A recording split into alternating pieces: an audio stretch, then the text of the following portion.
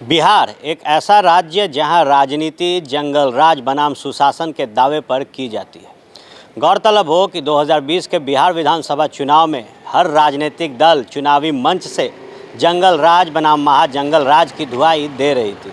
वहीं सत्ता में बैठी एनडीए की बात की जाए तो जो चुनावी एजेंडा रहा था वो सुशासन का रहा था।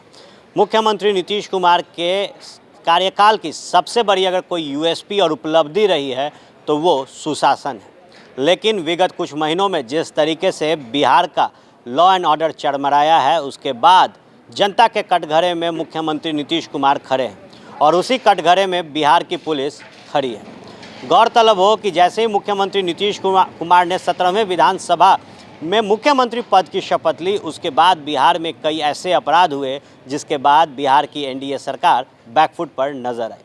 आरोप प्रत्यारोप के बीच में बढ़ते अपराध को देखते हुए लगातार विपक्षियों के निशाने पर खड़े मुख्यमंत्री नीतीश कुमार विगत 3 महीनों में 5 से ज़्यादा बार बिहार के आला अधिकारियों के साथ बैठक कर चुके हैं और किस तरीके से बिहार में बढ़ते अपराध पर अंकुश लगाया जाए इसको लेकर रणनीति बनाए हैं।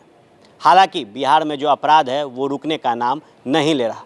इसी क्रम में अब पुलिसिया कार्रवाई बड़े पैमाने पर देखने के लिए मिल सकती है। गौरतलब हो कि डीजीपी ने एक बड़ा ऐलान किया है जिसमें उन्होंने कहा है कि अब जो ज़मानत है वो रद्द की जाएगी। बिहार में अब अपराधियों की ज़मानत रद्द कराकर पुलिस उन पर अंकुश लगाएगी। 9 साल पहले बिहार पुलिस द्वारा शुरू की गई इस मुहिम का खौफ अपराधियों में दिखा था, लेकिन वक्त के साथ ज़मानत रद्द कराने की कार्रवाई सुस्त पड़ गई। अपराधियों के खिलाफ इस बड़े हथियार का इस्तेमाल एक बार फिर पुलिस पूरे जोर शोर से करेगी। डीजीपी एसके सिंघल ने अपराध पर लगाम लगाने के लिए मुख्यालय में तैनात पुलिस अफसरों के साथ जिला के एसपी को कई बिंदुओं पर कार्रवाई के आदेश दिए हैं। अपराधियों की गिरफ्तारी, त्वरित अनुसंधान और स्पीडी ट्रायल पर फोकस करने को कहा है। डीजीपी ने इसके अलावा आदतन अपराधियों की ज़मानत रद्द यानी कि बेल कैंसिलेशन कराने की मुहिम को जोर शोर से चलाने का निर्देश दिया है। माना जा रहा है कि पुलिस जमानत रद्द कराने की अपनी कोशिशों में कामयाब हुई तो इससे अपराध की घटनाओं पर लगाम लगेगा। गौरतलब हो कि जमानत मिलने के बाद दोबारा अपराध में शामिल होने के साक्ष्य मिलते हैं तो पूर्व के मामले में मिली जमानत रद्द कराई जा सकती है। कानून में ऐसा प्रावधान भी है। इसके लिए पुलिस की ओर से जमानत रद्द करने के लिए अदालत अपील की जाएगी। यदि ठोस साक्ष्य रखे जाते हैं तो पुराने केस में मिली जमानत रद्द की जा सकती है। ऐसा होने पर अभियुक्तों के लिए दोबारा जमानत लेना आसान नहीं होगा। आईजी बीएमपी ने शुरू की थी ऐसी पहल। गौरतलब हो कि जमानत रद्द कराने के लिए आईजी बीएमपी एम नायक नोडल अधिकारी बनाए गए थे। जिला पुलिस और अदालत के बीच की कड़ी के तौर पर वो इस मुहिम को आगे बढ़ाएंगे। इसके लिए प्रयास भी शुरू कर दिए गए हैं। जमानत रद्द कराने को लेकर जिला में मौजूद 20 सहायक लोक अभियोजक को अधिकृत किया गया है। इनके साथ आईजी ने बातचीत भी की है। इसके अलावा अदालती प्रक्रिया को तेज़ी से निपटाया जा सके, इसके लिए महाधिवक्ता ललित किशोर से भी उन्होंने मुलाकात की है। गौरतलब हो कि अपराधियों की जमानत रद्द कराने की मुहिम वर्ष 2012 में शुरू हुई थी।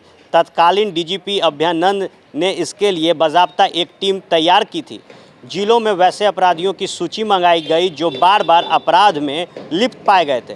उच्च न्यायालय में जमानत रद्द करने की अपील दायर की गई थी। अब तक 58 ऐसे बदमाशों की जमानत रद्द कराई गई है जो दोबारा अपराध में संलिप्त पाए गए हैं। हालांकि जमानत रद्द कराने को लेकर 800 से अधिक प्रस्ताव तैयार किए गए थे।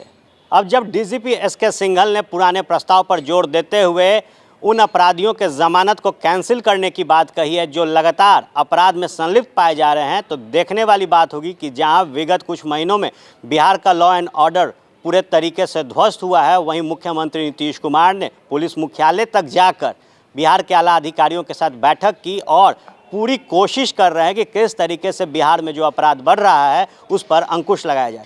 अब देखने वाली बात होगी कि 9 साल पहले जो नियम और कानून बिहार में बढ़ते अपराध को रोकने के लिए बनाए गए थे, उसको जब पुनः बिहार की पुलिस फॉलो करेगी तो बिहार में अपराध पे अंकुश कब लगेगा। तमाम राजनीतिक गलियारों से खबरें आपको फर्स्ट बिहार पे मिलेंगी। बने रहे फर्स्ट बिहार के साथ। धन्यवाद।